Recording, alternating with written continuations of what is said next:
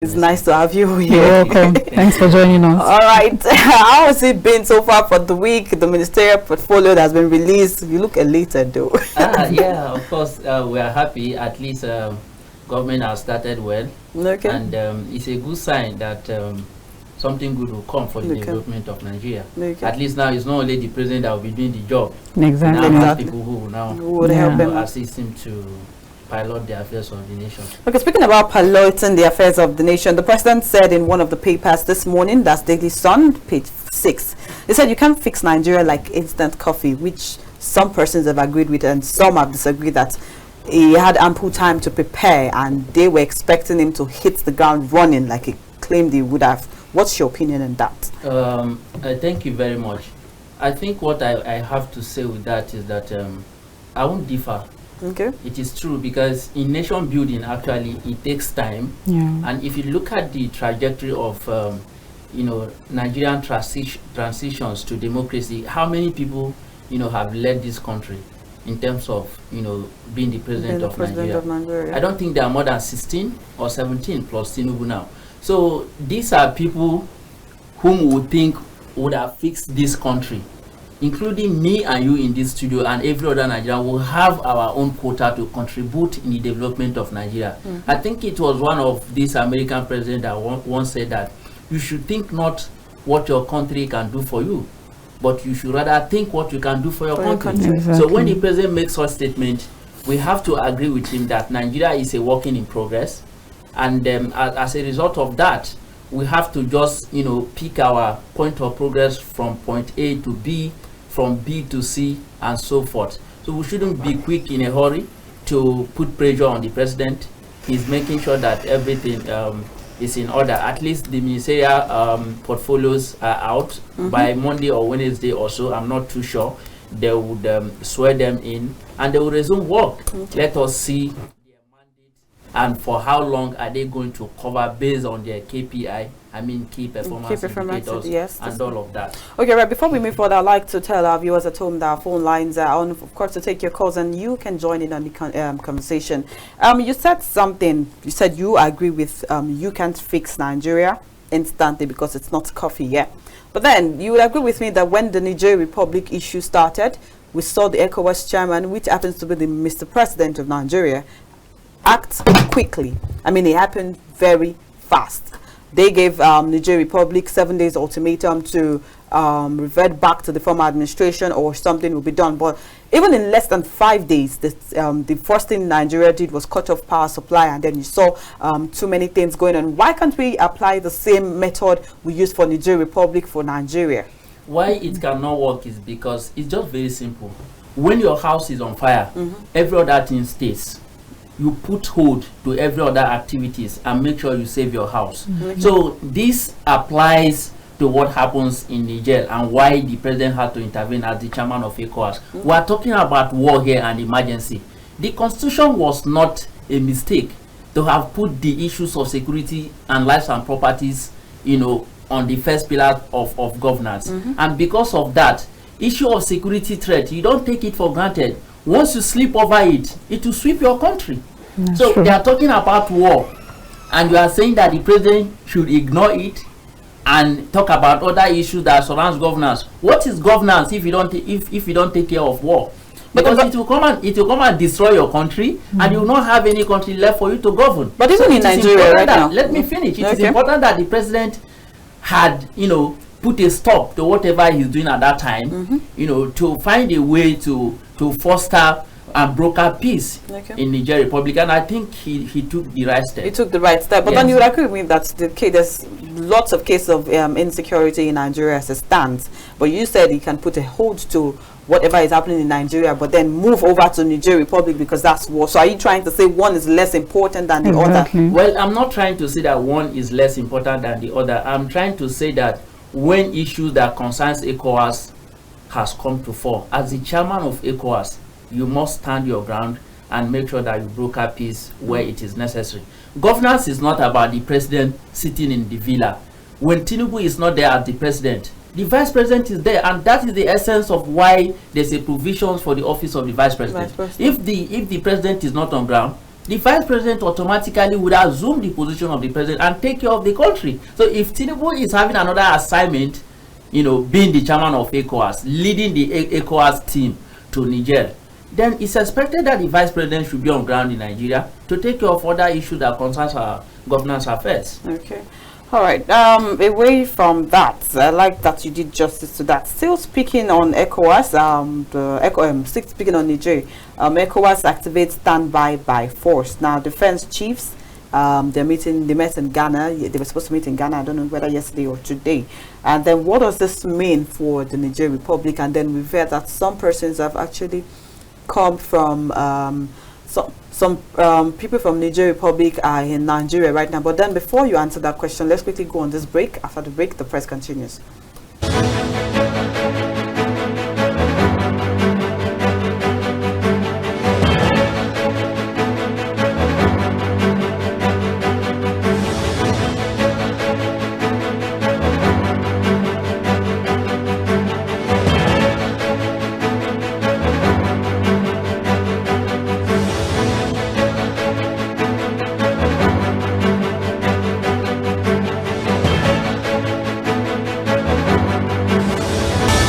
Should change the constitution so that first 3 issues are important.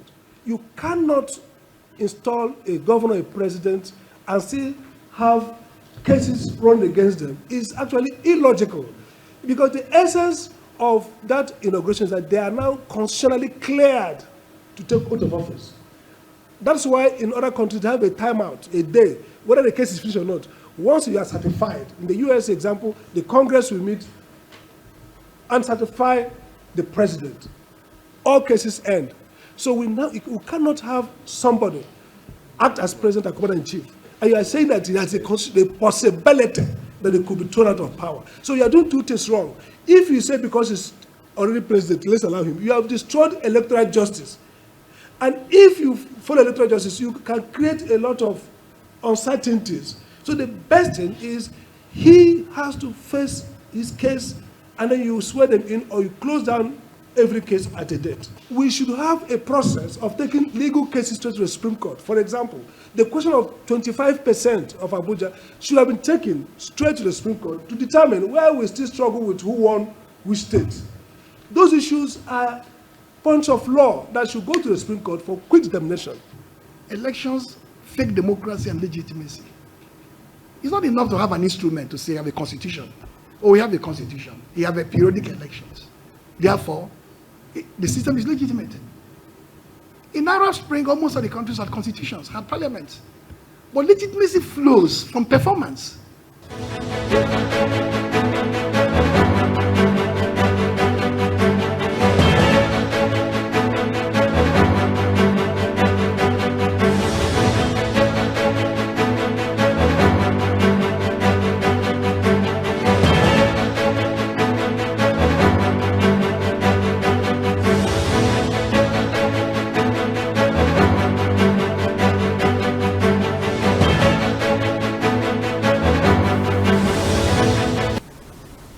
Welcome back. You're still on the press. If you're just joining us, you've missed too much, but nevertheless, let's move on. We were talking about the story from The Nation where the Kika says Nigeria and ECOWAS activate standby force, and defense chiefs meet in Ghana over the said ECOWAS issues. I'd like to get your opinion on it, Mr. Tochukwu. I had said earlier that going into war, is not the best in Niger. It is better for us to find another alternative to be able to broker peace and settle whatever that is happening in Niger. Having sent some of their delegates, the Niger now to Nigeria, I believe that it's part of the negotiation process to see how peace can be fostered in Niger. What the ECOWAS had done by putting some forces standby is in case if nothing works out, but we don't pray for that in case, because at any time it's not the best for us to go into war. African continent has experienced enough, and it is time for us to look inward in finding alternative to our national solving our national problems. Yes. Okay, right. We can't talk about ECOWAS and talk about Niger without, of course, talking fully about what is happening in Nigeria, because, of course, most of whatever they get from Nigeria. And as of yesterday, NNPC had the 3 billion naira loan that they pushed into Forex, and then that is said to have elevated Naira, because Naira is about 860 Naira per dollar, as opposed to what it was last week, which was about 945 Naira per dollar as of last week.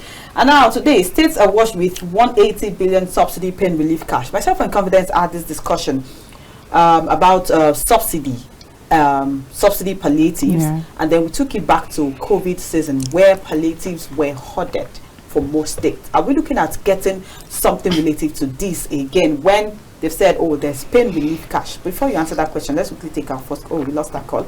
All right, please, you can go ahead and answer that question. Yeah, I learned that the National Economic Council released about 5 billion naira each to all the states. And then trucks of rice also. Yes, I think we should learn from our past. Bearing that in mind, I don't expect that palliative this time should be hoarded, and I don't think, with the spirit of Mr. President, nobody is going to do that. Otherwise, we are going to create a very serious enmity between you and the president. But I think what is more important is, in order for us to achieve efficiency in driving these palliatives down the states, it is important for the citizens to go home and hold their governors accountable. Leave Tinubu in Abuja and go and meet your state governors. Demand for this money, demand for this rice, and see how it is being shared up to the most least person, in the village. Go to your local government chairman, summon the meeting of the councillors, and direct them to the local government to address their chairman. Let the chairman put pressure on the governors. Let us see when they are. Let there be transparency. It's not enough for the president to release this in. They should provide a mechanism how these things are going to be distributed, so that those who are really in need of these things, it should get to them. But let's quickly overtalk before we take our first caller. Sorry about that. Good morning. Hello. Good morning. Hello. Good morning. Hello. Hello. Good morning. Good morning. Please, your name and where you're calling from. You're onto the press. Good morning. Good morning. We can hear you. I'm calling from Jos. All right. Please join in on the conversation. My name is Israel. Okay. All right. My name is Israel. Hello. I'm calling from. Please, can you step away from your TV set, or you reduce the volume? Hello. You look beautiful. Oh wow. Thank you very much. Hello. Good morning. Beautiful morning to you, Babajide, Barrister Uthman. Good morning. Thank you very much. Good morning. Good morning. From Lagos. All right. Good morning. Please join in on the conversation, SND. Thanks for calling. Thank you very much. Let me quickly appreciate KAFTAN TV for giving us this ample opportunity to say our mind. And let me appreciate your guest, Barrister Uthman. No. You have said it all, even though the program is not end. But let me quickly respond to the issue of this Niger before coming to the ministerial appointment issue, as that one papers mention the ministers to watch. Quickly, you see, the Niger issue, let me be honest with you, there is gap of communication between Nigerians and the Nigerian government. That's number one. Secondly, there is also gap of communication between the Ecowas and the Niger junta's leaders. So this cause a very strong. Okay, we lost that call, and we do hope he calls back. But wait, you were going to ask him a question. Yeah, still on this palliative distribution and all that. How far do you think this palliative will cushion the effect of the hardship Nigerians are facing these days? Because I mean, 180 trucks of rice. How far do you think it can help to cushion this hardship? Because Nigerians are really languishing. I think the truth is that it's actually going to go far. We are talking about 180 trucks of rice. You've not talked about the second part, which is 5 billion naira each across the 36 states. Is it to each household or just a state? No, a state has 5 billion. Now the question is, how many people are in that state in terms of numbers? Okay. The truth is that if we are sincere in terms of distributing these palliatives, it's going to really bring succor to some extent, right? But we just have to be very honest. politicians will be politicians, and you cannot divorce politics from politicians. You cannot have 5 billion naira in control of 5 billion, and you think that these guys will not touch it. They are going to touch it. We have to be very honest with ourselves. But the point is, we must have to provide mechanism that can checkmate how these governors have spent these funds. Otherwise, it is not going to work. That's why I said it's not enough that Mr. President had dished out this money. The National Economic Council has approved it to these governors.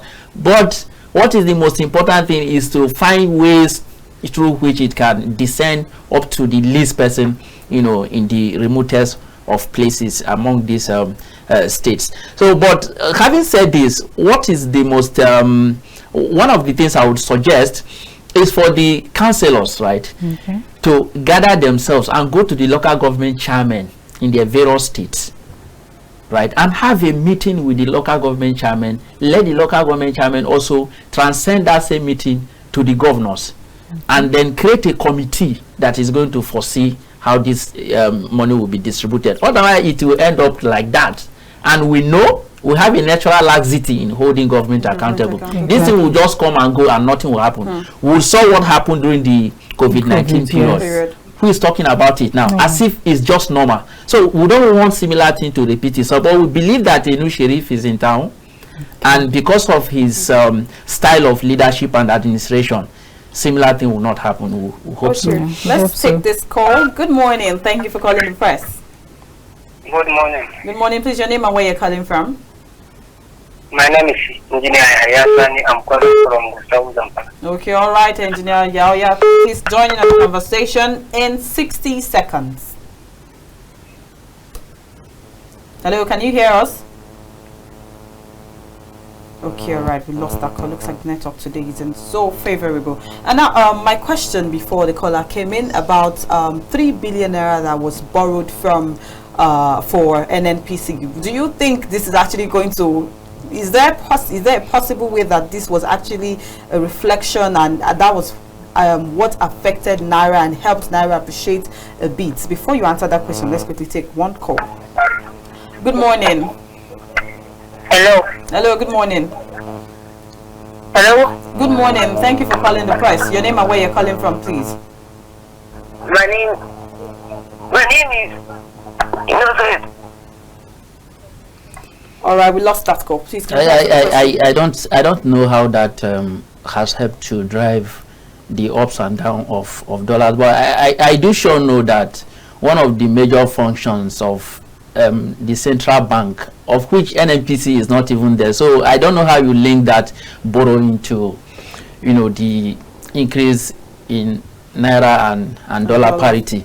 But one of the major functions of the central bank is just to, you know, driving monetary and fiscal policy, right, stabilizing the Naira to dollar and all of that. Also issuing licenses to forex dealers and whatnot. So I don't know what really that entails, whether it contributed to the rise and fall of dollar. I can't actually say that.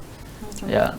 All right, then let's move on to other matters where Emefiele was charged with fraud, abuse of office, and the court has ruled out. Of course, you are a barrister, so you should be able to shed more light on that. Arms possession suit has been struck out in Lagos, and now he faces fresh charges of, I think, 3.6 billion naira fraud issues, and then he's been charged with one other female saying, oh, he was able to maneuver and get 100 vehicles. I mean, that's a lot. But then how did this happen under the past administration and nobody was able to call him to order? Or you see that we do not have anybody that actually checkmates most of those people in this parastatus? Sometimes, you know, administrative bureaucracy, right, while government are still in power, is usually an impediment to some of these things. Probably an underground investigation was ongoing while he was still in office. And I want to even believe that such underground investigation was actually taking place, and that was how they were able to come up with some of these charges against him after he had just left office. But you know, like we say in law, when matters are sub judice, I mean when matters are still pending before the courts, there's actually much you can say about it. It is at best the constitutional provisions that he still enjoys now, the presumption of innocence. Every accused person is deemed to be presumed innocent until he is proven guilty. Yeah. As at today, he still, enjoys that particular provisions of the law. We can give him that, that liberty that he has to be enjoying his right of innocence until the court proves him guilty. But I believe that nobody is above the law. Everybody is equal before the law, and that is the provisions of the rule of law. If you have been charged, no matter the position you've occupied in the country, you should be subjected to the authorities and let the law take its course. I wish him all the best while he faces his traverse. It's part of life, up and downs, It's unfortunate that one of the highest citizens, as far as central bank is concerned in Nigeria, is facing this type of trial. But there's nothing we can do about it. Let him go and prove his innocence. All right. Yes. Let's take this call. Good morning. Thank you for calling the press. Yeah, good morning once again. Babajide, you're on to SMB, Barrister Uthman. Let me quickly appreciate you. Let me go to my talks initially. Like I said, there is gap of communication between the Nigerian government and the Niger and the Nigerians. So also the Ecowas and the military junta. That was the initial stage, and that what caused reaction. But when they face the reality, and the reality is the dialogue issues, like I always mention, we're into democratic era, and in a political democratic system, there is a provision of dialogue, reconciliation, and then lobby. You understand my point? So when they take the approach, did you hear any noise again? You understand? So that military action should be the last issue on the table, which we don't pray that it will lead to that. That is by the way. So the issue is we must have to bridge this gap of communication. Remember, the past administration was telling that he was very surprised that his ministers were not coming out and see what he is doing or what the government has done, to show you that even in the administration there is gap of communication, and that communication is very important. We must have to bridge that gap. Then secondly, this ministerial appointment of Aten. You see, the mentality of we Nigerians is we are expecting a soldier or somebody who has an experience of security to be in that defense issue. We are expecting, of course, there are some certain key ministries who experts has to be there, like education, health, and then also the security. But let me be honest with you, when it comes to that defense, I come to understand the logic of Mr. President. Remember his agenda of the news off. Remember, in this our security issue, we're talking about political issues, we're talking about social issues, we're talking about ethical issues. So maybe this is the reason why Badaru was there. Because in terms of solving a situation of this nature, you have to look at it ethically, socially, and then so that you can be able to achieve. Many people were talking about involving a traditional institutions and so on and so forth. So believe in me, let us watch out and see them. What I would advise the government is to establish a committee or a unit which they will consider as monitoring and evaluation unit. That will help the government to monitor the issue. And look at the new ministries we have. The blue waterways, initially they were under transportation, but today everybody can monitor where he's heading to. So the issue is that monitoring and evaluation must be there, and the president must check out and see the performance of each and every minister. Anybody who is not going to give out the result, because Nigeria are hungry, not only hungry in food, we are hungry in results. We're hungry in results. So please let them do the needful. I advise the government to form that monitoring and evaluation, even though we have the National Assembly, the oversight function, and so on and so forth. But that monitoring and evaluation unit must be there. Thank you very much. I remain SMD from Lagos. I wish you all the best. All right, thank you, SMD, for calling. You've heard I actually was going to say something about ministerial portfolios and whatnot. Aside the three core ministries he mentioned, health, defense, and one other one. Justice is there because the law has provided that nobody can head Ministry of Justice except you are a lawyer and only called to the Nigerian bar. That is certain. That is the provisions of the law. Every other ministries, anybody can head it, regardless of whether or not you have expertise in that field. The reason being that, just like Mr. President, anybody who qualifies, within the provisions of the law to become the president of this country can become president, and you appoint people. What a minister does is not to go in the field. he only take decision and make the policy that guides the affairs of the ministry. He has to employ experts.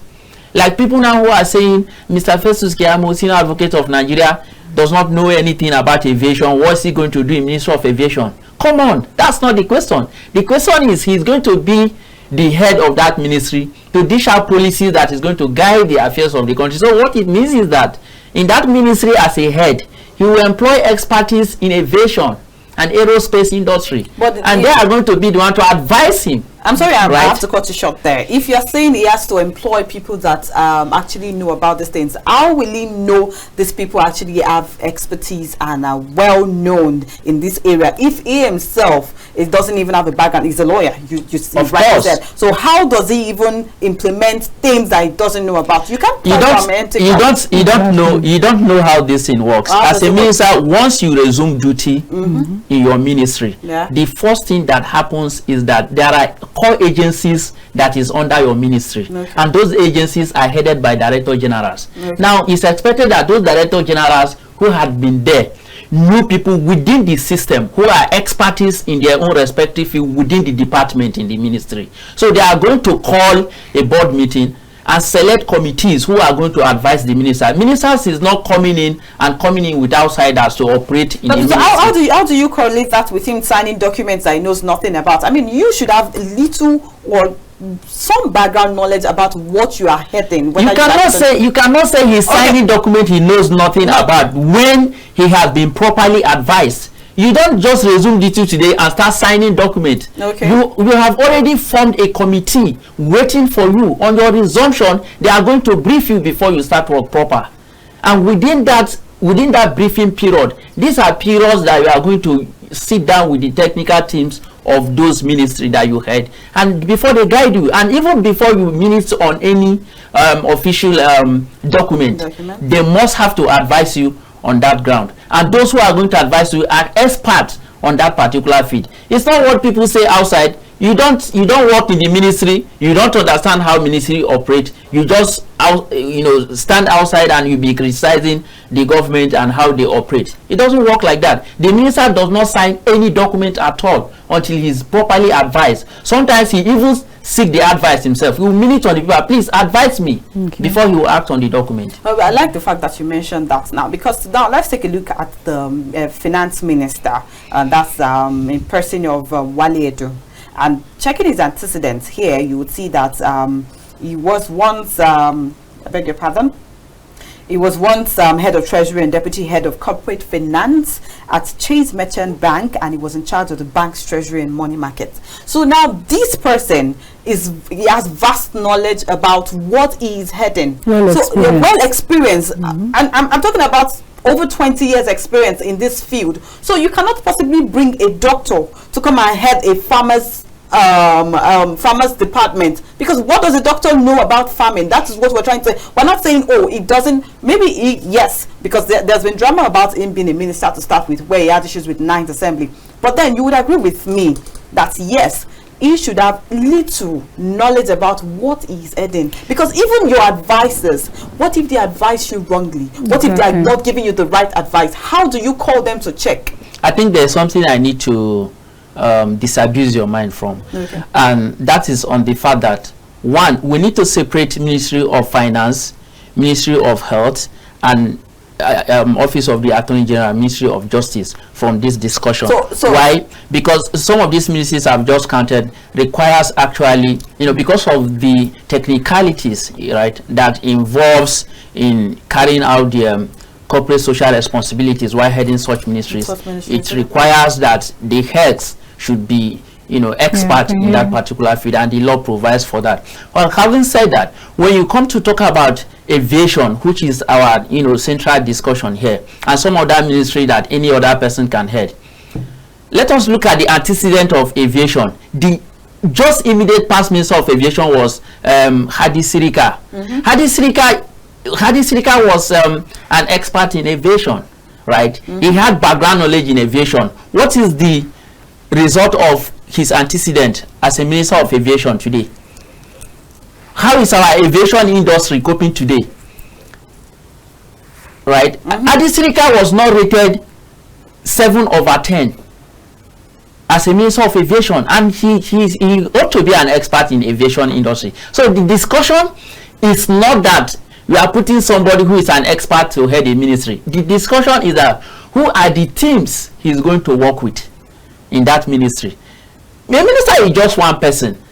The team that make up that particular ministry he's heading are the people who are going to deliver in whatever mandate he has been given. It's just that he is going to be the head, that is going to be held responsible. Just like if all the ministers fail today, God forbid, is Mr. Tinubu the president that we are going to hold responsible. He's not going to come down from Villa to go to court as Attorney General, or to be in the Ministry of Works to build bridges, Minister of FCT and all of that.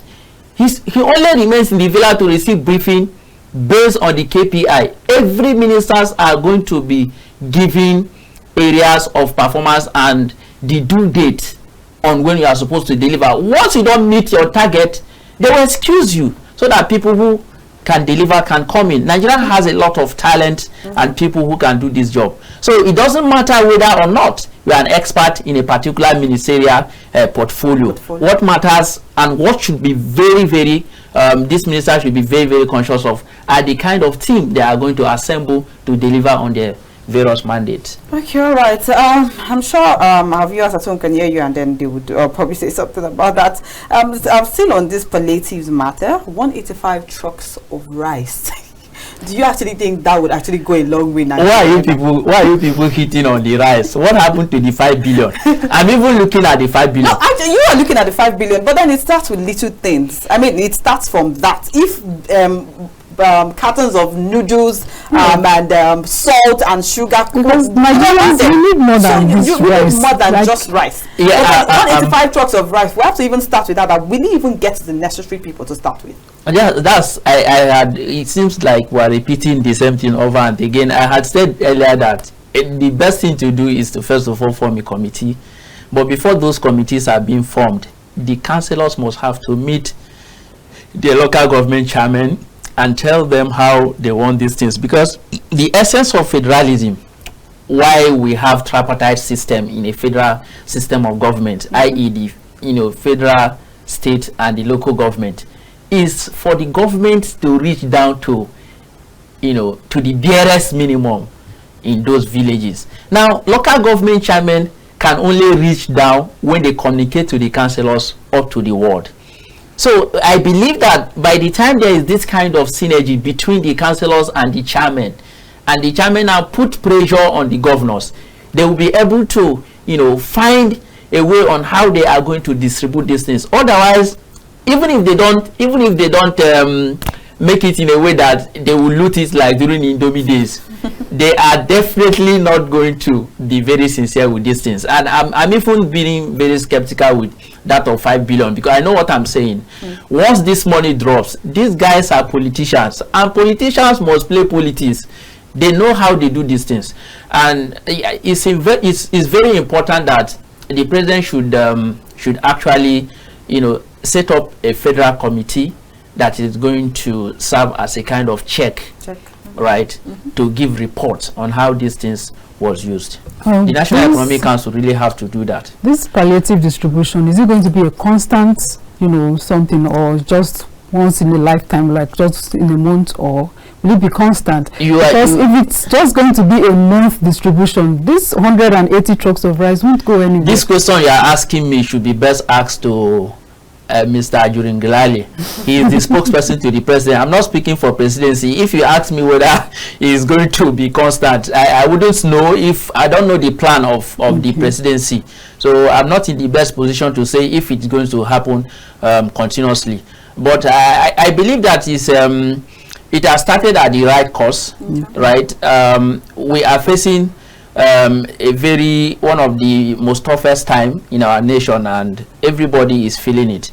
And I think the president has just responded at the right time. But whether his response is going to turn around to be positive in terms of utilization, of that response, that is a different question. And whether it's going to be a continuum, I don't know, honestly. Okay, all right. Let's quickly take this one before we go to the social media segment. Nigerians in pains, PPN tells Tinubu. And he said he has urged citizens to accept pending presidential election tribunal verdict.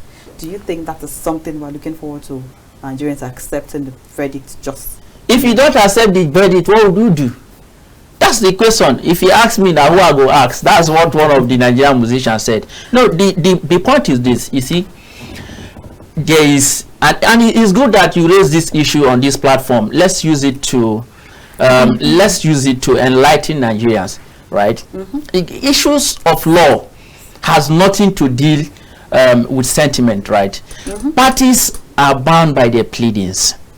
Whatever the petitioner and the respondent has submitted before the court is what my laws are going to look at, and that is what is going to guide the ratio of the court to determine their judgment.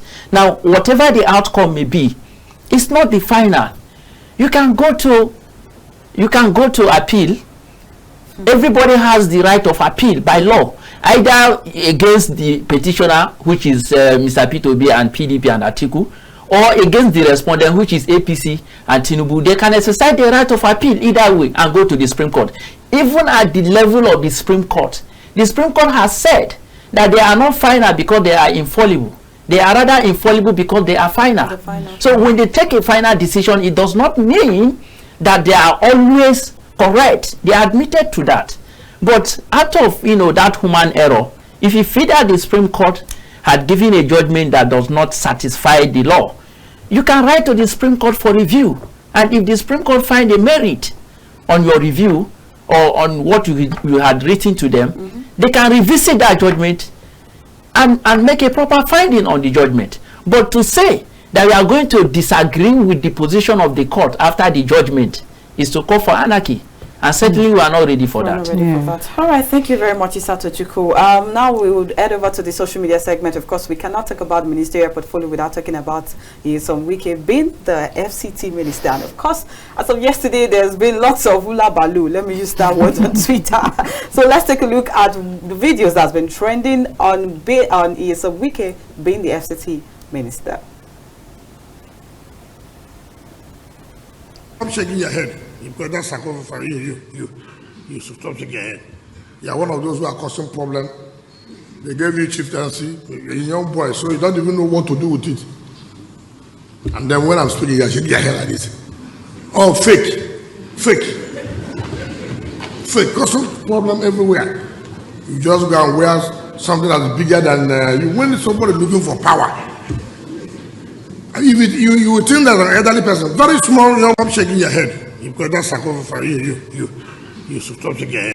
Go to flyover 1, flyover 2, flyover 3, flyover 4, flyover 5, flyover 6, flyover 7, flyover 8, flyover 9, flyover 10, flyover 11, flyover 12. Go to flyover 1, flyover 2, flyover 3, flyover 4, flyover 5, flyover 6, flyover 7, flyover 8, flyover 9, flyover 10, flyover 11, flyover 12. Go to flyover 1, flyover 2, flyover 3, flyover 4, flyover 5, flyover 6, flyover 7, flyover 8, flyover 9, flyover 10, flyover 11, flyover 12. Go to flyover. You are one of those who are causing problem. They gave you chieftaincy, a young boy, so you don't even know what to do with it. And then when I'm speaking, you are shaking your head like this. Oh, fake, causing problem everywhere. You just go and wear something that's bigger than you. When somebody looking for power, if you would think that an elderly person, very small, young, I'm shaking your head because that's sacrifice for you. All right, welcome back. And away from that, I'm sure everybody's anticipating what's going to happen when is finally inaugurated. Come Tuesday morning, it looks like we're going to be counting flying. No, but the truth is that Wike may be one of the best FCT governors, ministers. Well, he's a governor, if you say that too. We have antecedents. Yeah. He has a very good antecedent in Rivers. Forget about his style of attitude. Yes, I was expecting bands in Abuja every time. So let me use no, of course that live band is like a motivation. some of us who actually admire those life man, it's an inspiration to him. It motivates him. It will not be out of place actually if he comes along with them. Really? Would appreciate it. That's going to be. but then it begs the question. At least Nigerians will know better that they need to do the right thing. Not even Nigerians, people in FCT right now. Because before you came on board, we're discussing about some person in our office saying, "Oh, I know get house to stay now because as Wike is the FCT minister now, you know that where your house is there's no house that's supposed to be there as of now." So now Wike coming on board, everybody knows that. Whether you carry your house on your head and go to your village, if you can move your house, if your cars don't have papers, in fact, if you are walking, you need to be careful the way you walk. We also have to look at it from another positive side. Yeah. You know, people had said that, which I have not verified it, that the number of empty houses in Abuja is more than the people living in Abuja. Yes, that's correct. I've heard that too. With Wike in town, Wike can say all those empty houses should be occupied by people that doesn't have house. He can do that. Yeah, he can. And he's somebody that when he stands his ground on what is right, you cannot push him. You can't move him. And I believe that the president will give him an open hand to operate within the ambit, of his mandate. As long as he's doing the right thing. As long as he's doing the right thing. Yeah. Of course, if you are not doing the right thing, there are courts now. You can't come and demolish my house when I have all the required papers and my approval. I will go to court and assert my right. But I don't believe he's a lawyer also. He's well informed. And I believe he will do the right thing. So as FCT minister, we are not going to actually regret him being FCT minister because we need to also look at it from his antecedent in the state. He built one of the best law schools in this country. Yeah, that's true. He built one of the best MBA secretariat. He built. How many bridges should I be counting it? Well, we counted the other time. Which is very rare actually. I've been to not less than 24 states in this country. Nice. Very few of these states have bridges, flyovers. Yeah, very few. Right? Kano, Kaduna, Lagos, now Rivers, and some other places. Very few of these states that kind of have. Join the list on. So now, I think if it comes to FCT, there will be nothing much of flyover to do. Almost everywhere is covered, except you want to be doing staircase of flyovers. All right, thank you very much, Tochukwu. It's been an insightful one today. Thanks for joining us. Thank you very much. We hope you come again one more time. All right, our viewers that told me if you're in the nation's capital, it looks like you should expect flyovers right now to hear some weekend. But thank you so much for staying with us on the press all through the week, and thank you to our backstage guys for doing a good and wonderful job. This is where we wrap it up for the press today. I remain Messi Babajide. Confidence, Reuben. Bye. See you.